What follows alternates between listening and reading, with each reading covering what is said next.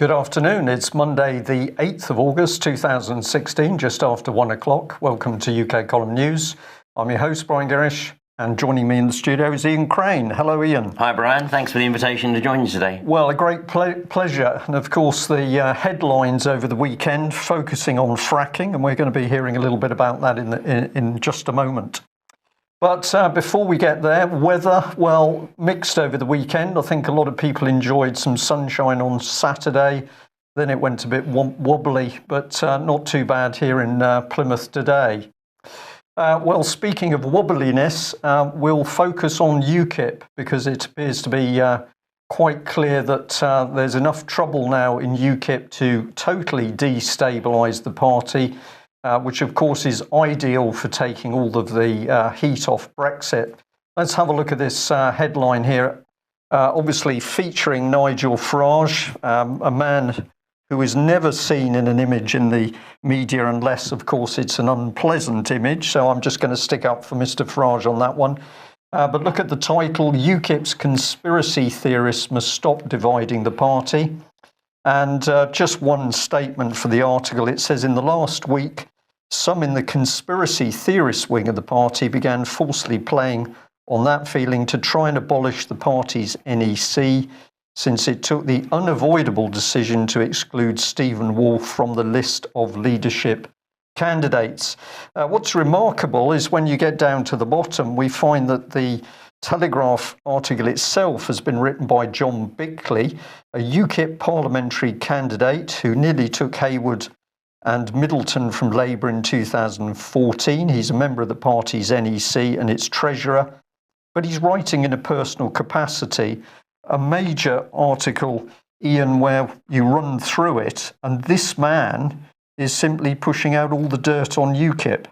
What do you make of it? Well, I think obviously there's going to be moves to try to effectively destroy UKIP in the coming 2 or 3 years. And of course, if Brexit isn't pursued, God forbid, but if it isn't pursued, then of course UKIP will have a phenomenal surge in the run-up to the next election. I mean, quite possibly in the next council elections next year, but certainly in the next parliamentary elections, whenever they may be. Well, of course, it's been indicated that maybe those elections are not going to be till 2020. Theresa May wants to get her feet under the table, fixed parliamentary period now. So destabilise UKIP and totally strip the power away from those 4 million UKIP voters. That to me seems to be the plan. Well, absolutely. And of course, I think we're going to talk about it as well, but the redrawing of boundaries to further marginalise the Labour Party so that the Tories not only have a majority at the next election, but all but guarantee themselves a massive majority, of course, in association with Peter Lillian, the IDOC's system of administering postal votes. Indeed. Well, if that's UKIP struggling with conspiracy theories, here is David Cameron. And let's not forget about this man, because is it as simple as the fact that a bit of cronyism over the honours list has caused a bit of trouble? Well, remarkably, and this is reported Russia Today, we've got a quote from the former spin doctor, Steve Hilton. He says, the corruption comes when the honours system starts to clash with democratic principles. The most obvious way this happens is when people who are not elected make the laws which we live under. That's a pretty interesting statement. Well, it is indeed. And Stephen Hilton should know, because he was part of the inner sanctum that, of course, was effectively manipulating. But this is what's really interesting about this, Brian, is that, of course, with Brexit, the UK politicians no longer have the opportunity or the excuse to blame Brussels. So ultimately, they are accountable. The buck stops with them. Stops with them. We'll pause at that point. First time in quite a long time. But OK, let's come on through then. We've got this one, which is the Daily Mail. And here we are. We've got Tories are on track for a huge 90-seat majority if Theresa May waits for the boundary changes before calling the general election. And this is the article saying that basically she doesn't want an election before 2020. So this, to my mind, is all about instability. They're going to make sure that the trouble is stirred, the pot is stirred with the Labour Party, so that Corbyn is undermined, Labour doesn't get any traction, and then Theresa May is going to delay everything to the end of that 5-year period. More instability with the boundary changes, which are going to be favourable to the Tories. I sense that this is the Tory dictatorship being fully put into position. Well, once again, I mean, this is an indication of why it's so crucial that people start to engage in the process, much more so than they've done for probably the last 30, 40 years. Because if they don't, then the writing is very much on the wall. And as you say, I mean, Theresa May, she's not elected. She's not even elected by her own party membership. So she cruised into the role of PM.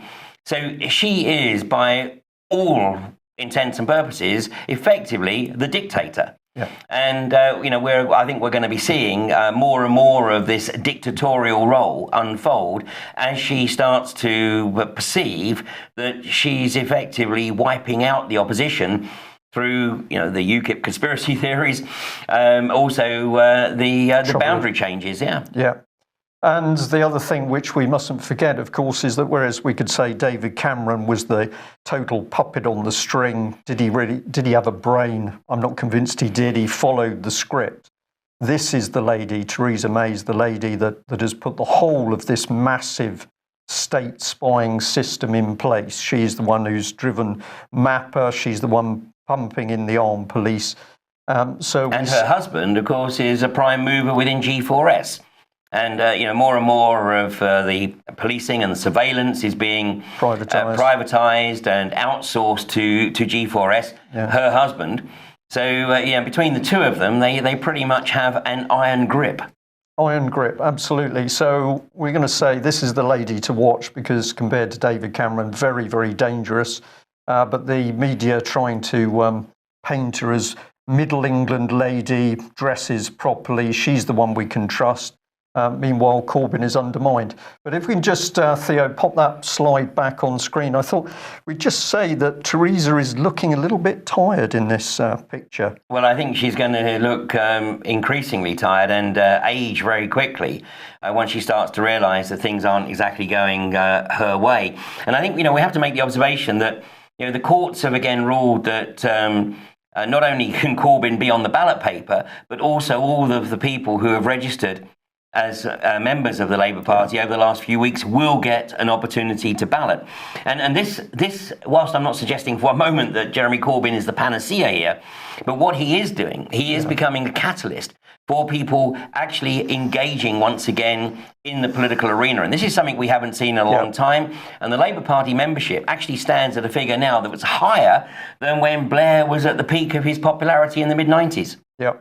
So going to be fascinating to watch, and one of the measures we've got that perhaps Corbyn has got something to offer is the fact he is being so viciously attacked. If he was no threat to the system, why cause the trouble? So maybe there's some of that. But of course, it's Theresa May who is actually now courting for votes, apparently, by, it says here, trying to bribe people. That's a criminal offence, isn't it? But or maybe it isn't if you're a politician. So what's the story, Ian, on this? We're trying to bribe the public to accept fracking. Well, this has got an interesting take about it because on the face of it, it seems to be, as you rightly say, that Theresa May is looking to bribe communities, and we'll talk about this in a second. But she's also doing the anti-fracking community a massive favour because she is bringing the topic to the forefront of debate. Now, admittedly, it's the quiet period. People are on holiday, so she's hoping that it doesn't get too much traction. But the reality is this is an issue that the British government would really like to just disappear and for them to be able to pursue it without the level of public opposition that is manifesting. Now, the anti-fracking community is the fastest growing social movement that this country has ever seen since the poll tax debacle of the 1980s. So here at the weekend, Theresa May announced that. Do you want that one on screen? Sorry to interject there. No, we'll come back to that in a second. Okay, right. That she's going to be looking at effectively bribing the households in an area. Now, we bring that slide back again here.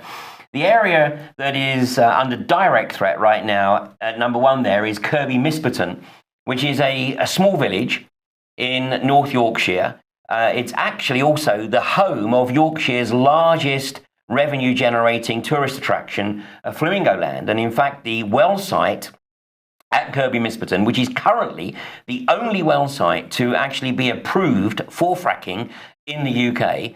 And the well site sits about a mile from the car park of Flamingo Land. And the entire village of Kirby Misperton sits between the well site and Flamingo Land. And in this this is from the Mail on Sunday, I think, this graphic.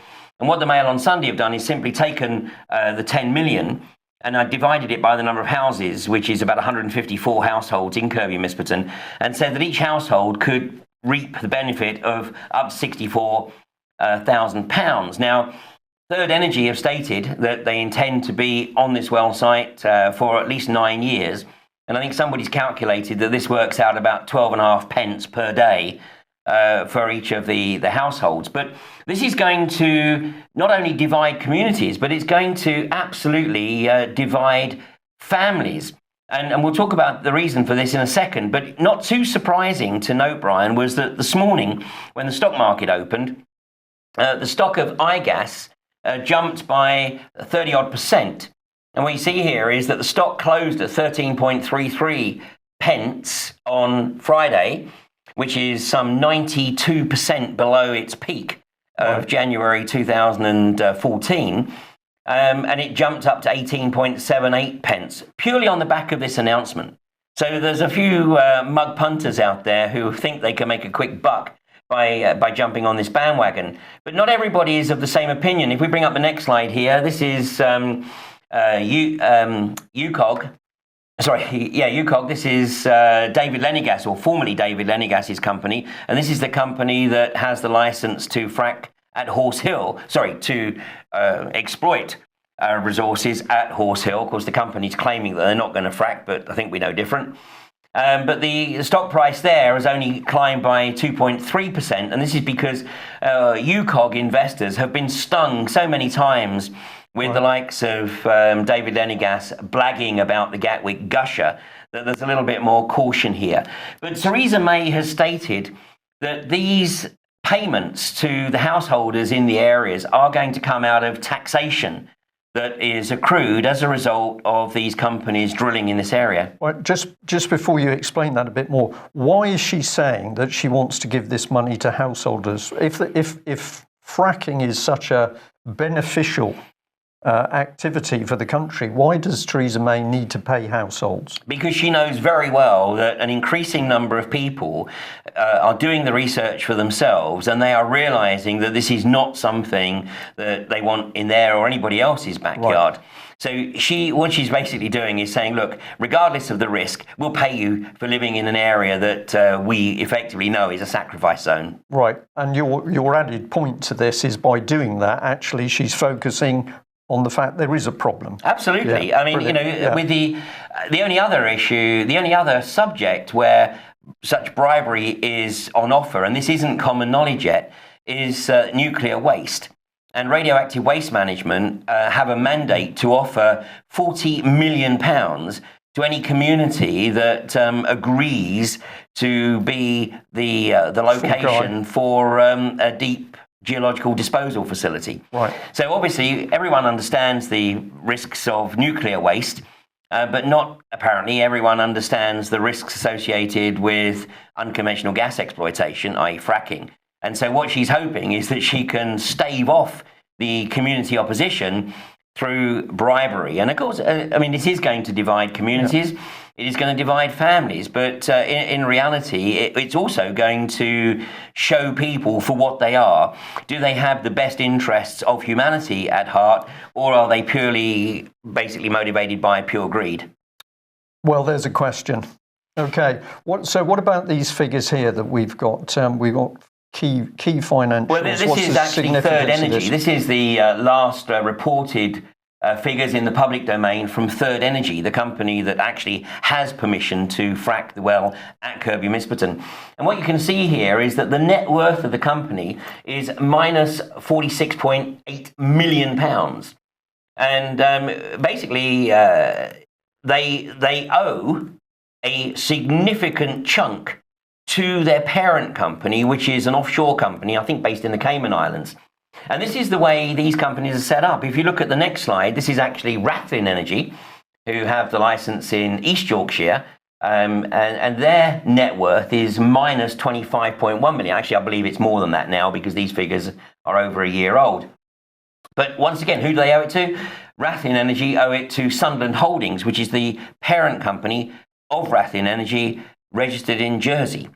So what's going to happen is, assuming that these companies do actually manage to start producing, which I don't think is necessarily very likely, but let's assume that they do start producing, then it's going to be a long time before they start paying any tax, because the way they've structured it is that they can write off a significant amount of production revenues against the money that they've borrowed from their own parent companies to get to the point where they're in production. So unless Theresa May comes up with some other formula, the reality is that households and communities are not going to receive any benefits related to taxation. And the situation gets even more complex when you get to INEOS, which is headed up by Jim Ratcliffe. Now, INEOS has the bulk of the licenses across the north of England, and INEOS have stated quite categorically that their intention is not to mine the gas to put it into the national grid. It's to mine it for the sole purpose of providing feedstock, i.e. a fuel source, for their own chemical manufacturing and refinery facilities. So once again, there's no taxation benefit derived from that. So how these communities are going to get this supposed £10,000 a household remains a mystery at the moment. Well, when you mentioned, Ian, that it was significant, the money was coming into communities. The talk is that this money will come into a community to benefit people. If we go back to the foot and mouth crisis, when it came to the payments of compensation, what they did was that some farmers received compensation and some didn't. So you would have farmers in the same locality, same sort of farming. Some would be paid the compensation and some weren't. And of course, what that did very quickly is divide that community against itself, because people got upset, they were jealous. He's been paid, I haven't been paid. And this was a brilliant way for the government to start to make sure that there was no cohesive reaction from the farming community. So to me, I think we're seeing a sort of fracking model of that coming into existence here. Well, absolutely. And of course, it was David Cameron and George Osborne who proposed that the tax benefits would go to the community. And I'm not sure at the moment whether Theresa May is saying that this is instead of or in addition to. But now what she's saying is that these benefits will go directly to the households. I mean, even stating that the money will be paid directly into their bank accounts. But what are these families actually getting the money for? Well, they're basically getting the money for playing Russian roulette with their health. And this is what neither the industry nor the government really wants people to do. It does not want people to do their own research. And I mean, there's been over 500 academic reports produced in the last 3-4 years now, all of which actually identify the significant negative impacts, i.e. contamination of the water, the soil, the air, the negative health impacts on livestock, on pets and human health, and of course on arable farming. But I'm just going to flag up this report, because this is from Yale University in Connecticut, and this is from a couple of years ago.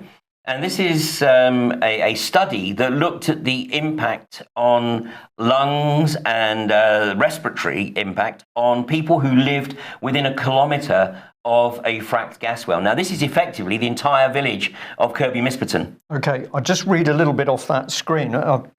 Just at the bottom, it says, little is known about the environmental and public health impact of certain natural gas extraction techniques, including hydraulic fracturing, also known as fracking. So that's quite a statement, isn't it? Little is known. But this has been rolled out. We haven't checked what the health risks are, but we're piling it out across the country. But little by little, what's coming to the surface now is that there are health risks. And you would say significant health risks. Significant health risks. And I mean, the evidence is really irrefutable. I mean, the industry and the government basically practice cognitive dissonance. They work on the basis of, no, it doesn't serve us to acknowledge these reports, so we'll just ignore them. And we will simply claim that it couldn't happen here because we have gold standard regulations. Now, this next slide is actually just to show that the UK online media is often a lot better balanced than the printed media. And over the last few years, the Mail Online, which is actually, I think, allegedly the most widely read online media outlet in the UK, but over the last few years, the Mail Online, which is a completely different editorial team than the printed version, have run a number of articles highlighting the negative impacts of hydraulic fracturing. And this is from 2 years ago now. This is from the Mail Online, where it says living near a fracking site doubles the risk of developing lung and skin conditions. And you see the final point there. It says experts claim there is little risk of health problems if fracking is conducted on a large scale in the UK as gold standard regulations are in place. This is what the British government trots out and the industry trots out on an alarming basis. In reality, it is totally untrue. In reality, there are zero regulations in place in the UK that are specific to the unconventional gas industry. It's certainly the case that in the offshore oil and gas industry, the regulations are, I won't say necessarily gold standard, but they are very, very tight. And that primarily is due to the Piper Alpha disaster of 1988. And since then, obviously, the regulations have certainly been tightened up. But onshore, we apply the same rules and regulations, but there is nothing that is specific to unconventional gas exploitation, which is a totally different process. It subjects the wells to enormous pressures. And consequently, the regulations that need to be in place, well, in my opinion, there are no regulations that could be put in place to actually make this industry safe, period. And also in that article, we've got that famous phrase, experts. Experts say. It's always experts. We're going to be mentioning in a different subject some experts in a minute. So this particular one, but this is the real cost of fracking. This is actually a book that has been published by, it's a husband and wife team. Michelle Bamberger is a vet, and Professor Robert Oswald they did a study a few years ago now, looking at the impact of unconventional gas, i.e. fracking, on agriculture, both in terms of arable agriculture and in terms of livestock. And obviously, an academic report doesn't get too widely read, so they actually turned it into a more readable book. This is available on Amazon. It was actually released almost exactly a year ago, I think, on the 1st of September last year. And the title of the book is The Real Cost of Fracking, How America's Shale Gas Boom is Threatening Our Families, Pets and Food. And once again, I mean, this is a book that the British government and the unconventional gas industry does not want people to read, any more than they want people to be watching Fracking Nightmare. And after 90 odd episodes, we took a bit of a pause.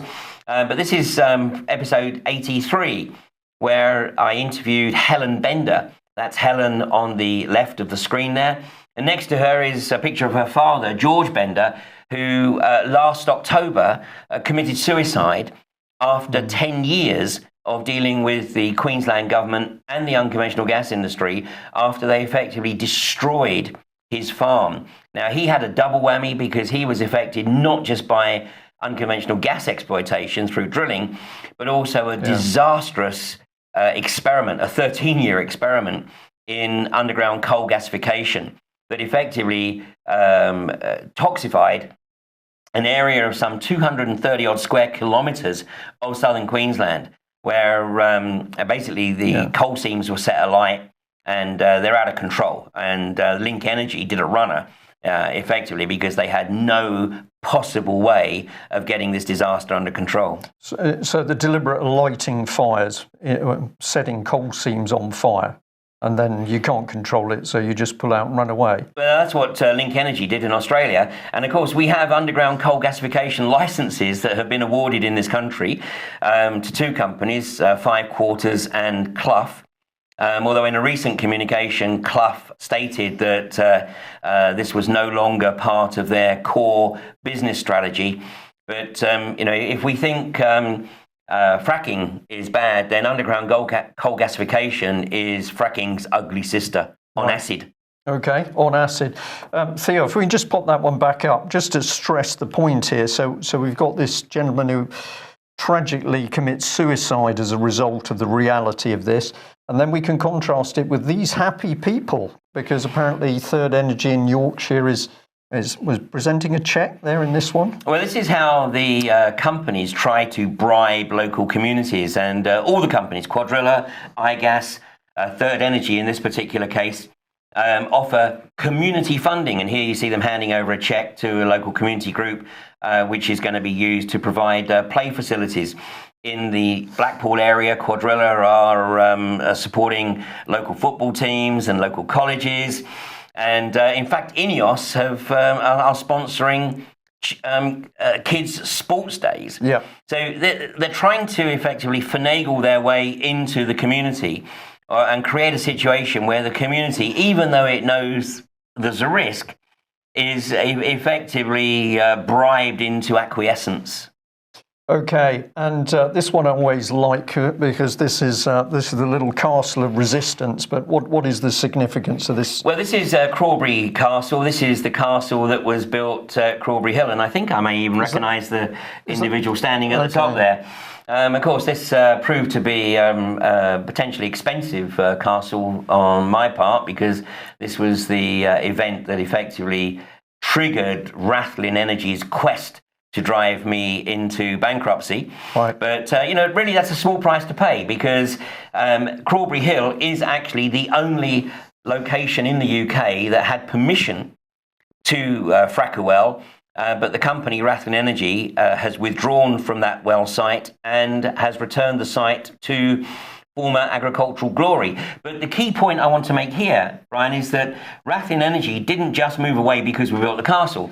Effectively, the castle was ultimately removed, the camp was evicted, but then it was the local community that stepped up to the plate. Right. And primarily it was probably no more than 2-3 dozen absolutely committed people, and a lot of them were retirees, so they had the time.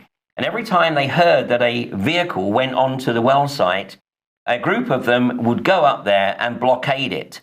And eventually Rathlin Energy realised that there was no possibility of them achieving their much vaunted social licence, and that they were never going to get a free run at operating on this well site, because the local community had showed its determination to shut them down. This is a very positive thing, isn't it, of what people power properly applied can do. So just good people getting out and making the effort to protest, no violence, no trouble. Absolutely. Just done in a reasonable way. And sharing the information. And this is, again, one of my contributions. This is the documentary that I produced following my visit to Queensland in 2014. And I released the documentary about 16 months ago now.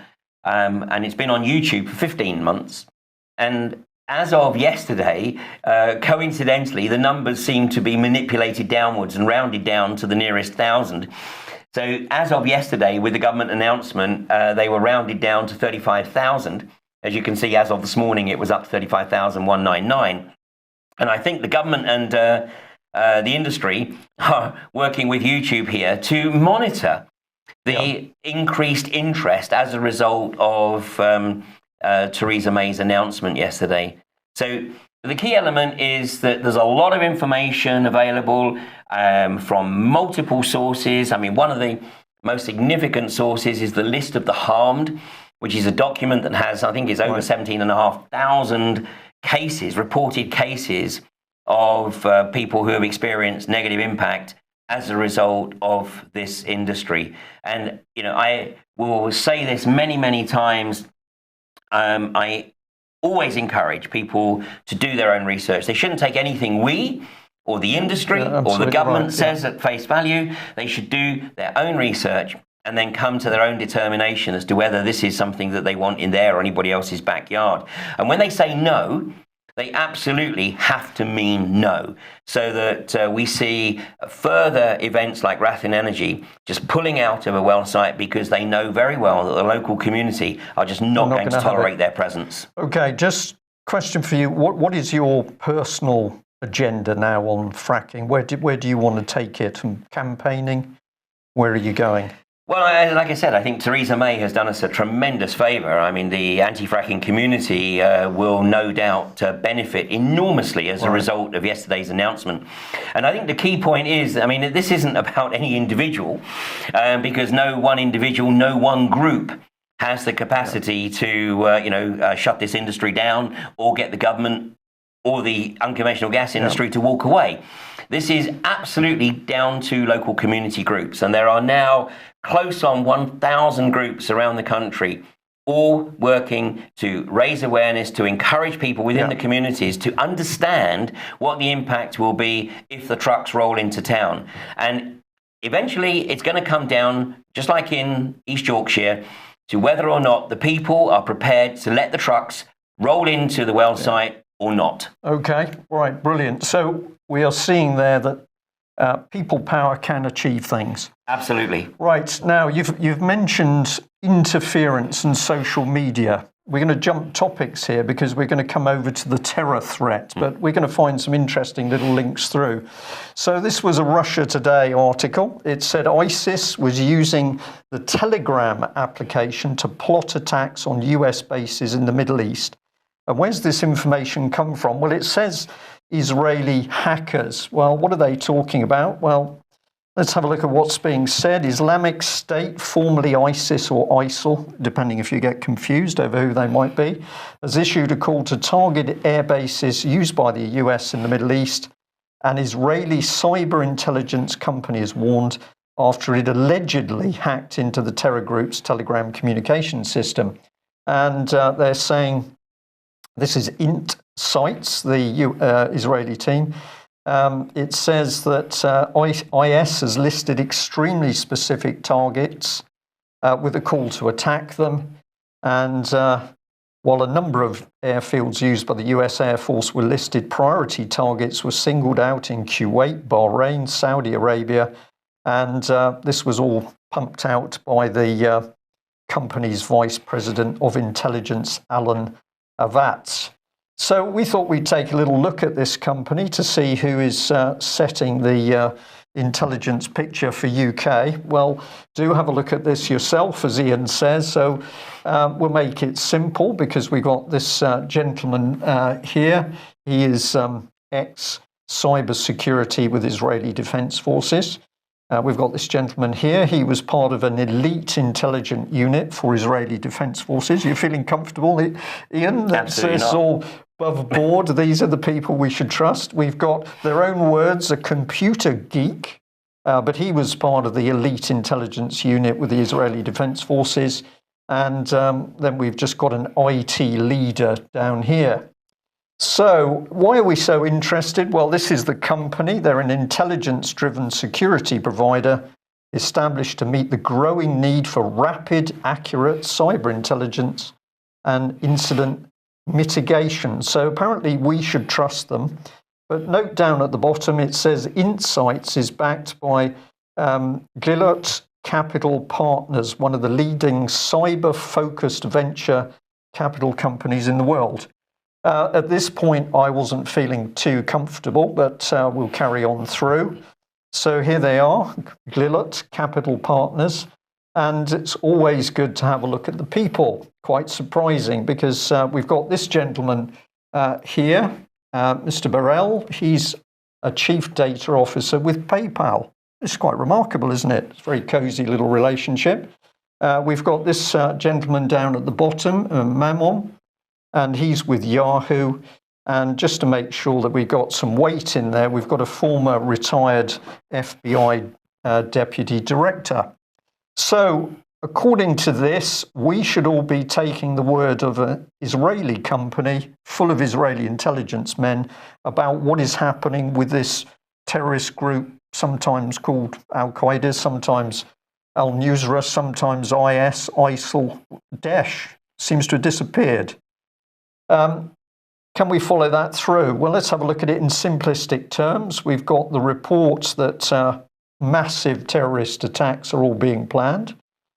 Here's insights, and we'll just add in the backers, financial men, which brings us into PayPal, Yahoo, and the FBI. And then here's the main man who made the statement. And what have we got to say? He went on to state that the Normandy church, where a priest was killed by ISIS soldiers last week, was also on a target list published several months ago. Apparently nobody spoke out about that, Ian, but the Israelis knew several months ago, apparently. And someone recently decided to answer the call and attacked that very church. So this is the crass statement. This proves beyond doubt that there is a direct link between cyber activity and actual terrorist attacks, to which we say, where is the evidence for that claim? So this is almost cartoon stuff, in my opinion, Ian. Well, anytime the Israeli intelligence services are involved in anything, or former intelligence personnel are involved in setting up surveillance companies, we should be very, very concerned, because their track record is horrendous. In fact, if people look at the resume of the Israeli or former Israeli intelligence personnel's security companies, then one has to wonder why it is that they keep employing them. Because, we look at 9/11 and the fact that it was Israeli security companies that were responsible for all the surveillance at the airports and concerned. They didn't know. They just didn't know. They couldn't get it right. And same with Madrid, with the London bombings, and Fukushima, and so on and so forth. The list continues. And as we've discussed on previous episodes of Humanity versus Insanity, there is an increasing amount of evidence that ISIS is effectively the Israeli secret intelligence service. And we know that ISIS is being funded and armed by US, Saudi, and Israeli arms companies. I mean, Saudi are funneling the American and British arms and Israeli arms into the moderate rebels, which is, of course, a term that has crept into the vocabulary to describe the good guys, Okay, well, we're going to stick with the theme, but let's jump to Hillary Clinton now. And this report from the Mail is saying that basically Clinton's private server held emails about a nuclear spy executed in Iran. Aides discussed the scientist's friend and his decision to return home after defecting to the US for $5 million. So this is a picture of the gentleman. He's definitely dead. And the comment was, in interviews, Amiri has claimed he was drugged, put on a plane, and then kept under psychological pressure at an undisclosed location in the US. And there he was asked to hand over classified documents. So what do you think then? Well, I mean, first of all, there's way more to this than obviously is being reported. I mean, the fact that Hillary Clinton has not had to face any real in-depth investigation over the use of a private server is truly staggering, because obviously that private server was wide open to hacking. Ian, if she had been anybody within the US military and had that type of information on their home computer, they would be sitting in a prison cell now for a considerable period of time, but not Hillary Clinton. Not Hillary Clinton. I mean, she is obviously one of the untouchables. And it's not beyond the realms of probability that information regarding this Iranian scientist was being freely exchanged from her private computer. And I certainly wouldn't put it past the Israeli security services to deliberately feed information into the Iranian security services so that they could effectively eliminate a person that may well be perceived as a potential threat to them. I mean, the world of subterfuge is absolutely ridden with socio-psychopaths. And how these people can sleep at night. Well, the only way they can sleep at night, of course, is they are soulless. They have no soul. They're not human as we would define humanity. Indeed. So we're going to stick with this. You'll see where it ends up. It's quite remarkable. Here is the story again. So just the same headline. But in this article, this lady pops up. And apparently everybody is very concerned because Mrs. Zaghari Ratcliffe is in Iran and she's in prison. And Britain's Foreign Office, we're deeply concerned about this lady. She hasn't had a proper trial. So naturally, the Foreign Office is there to help, not with the Doherty families in Scotland, but this lady in Iran. And this is what caught my attention, because it says that Zaghari Ratcliffe, 37, works for the Thomson Reuters Foundation, a London-based charity that is independent of Thomson Reuters and operates independently of Reuters News. Let's just highlight that. And I thought it absolutely fascinating that there was this need to keep pushing independent, Reuters independent. So what is the sort of background to Reuters intelligence? Well, again, go and have a look at this for yourself. Here's the site. And let's have a look at some of their executive team. Now, we've got some faces, but we've also got a question mark. Nothing to do with UK column. That's on the website itself. But who is the missing man? Well, by an amazing coincidence, it's Mr. Glilot himself. This is the former FBI director who just happens to be a big man in Thomson Reuters Special Services. So we've got a man mixing with Reuters, with the FBI, and with Israeli specialist crypto security firms. And we'll just add that in. So we've got this gentleman connected into an organisation which is apparently forecasting when the next terrorist attacks are coming. Well, the reality, Brian, is that today there is really no delineation between news organisations, intelligence services, government. Yep. It's all about technocracy. It's all about the total control. I mean, this is the wet dream of Marion King Hubbard and Howard Scott when they wrote Technocracy Inc. in 1932. And as far as I'm concerned, when George Orwell, Eric Blair, wrote 1984, it wasn't a novel. He had read Technocracy Inc. and he was trying to alert future generations to what was planned. Back then, of course, they didn't have the surveillance technology, which they do now. So now they have the technology, they can put this wet dream into practice. And all these organizations are basically either wittingly or unwittingly sharing data. Okay. Well, we're just going to remind people to sort of end on this subject that if we've got Thomson Reuters people connected into these specialist Israeli companies, let's remember what's been openly declared in the British press. So this is the mix as it was of Parliamentary Intelligence and Security Committee into GCHQ, MI5, MI6. Malcolm Rifkin, well, he was sacked as chairman because he'd done a little bit of sort of off the record dealing with Chinese companies, I think. So a trustworthy man to be running British intelligence. And then we've got David Cameron. And of course, what did David Cameron say publicly? That his support for Israel was unbreakable. So the British Prime Minister simply declaring, well, Brits, you come second because my primary loyalty is to Israel. And let's not forget that, of course, he succeeded William Hague, who became the poster boy for the Friends of Israel and for the attacks on Assad in Syria, after having been shown some somewhat compromising photographs. Now, we know that as fact because that came out in the public domain during the Leveson inquiry when a journalist, a mainstream journalist, actually revealed that although these photographs had been acquired by Rupert Murdoch and the Sun for the sum of £5 or £25,000, but those photographs were never published. but they were shown to William Hague, and after that moment, he actually effectively didn't want to play. Yeah, well, he was on track from that point forward. Right, and we'll end on this one, on this subject, which of course this is Francis Maude, without any consultation in Parliament, simply announced that British intelligence services were to be working in partnership not only with Israeli intelligence services, but there was a link up between universities and high-tech firms.